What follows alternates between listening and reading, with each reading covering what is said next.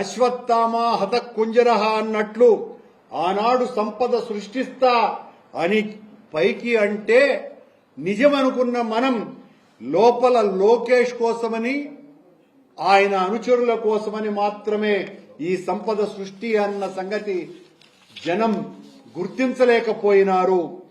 ఈయన కపట నాటకం ముందు శ్రీకృష్ణ భగవానుడు పురాణాలలో ఆడినటువంటి నాటకం కూడా చెల్లు. ఎన్నికల ముందు ఎన్ని వాగ్దానాలు చేసినాడు. వాక్యే గదా మాటే గదా అని ఇష్టం వచ్చినట్టు దానం చేసినారు. మాటల మూటలు తెగగా ప్రజల ముందరంతా కూడా పంచినాడు.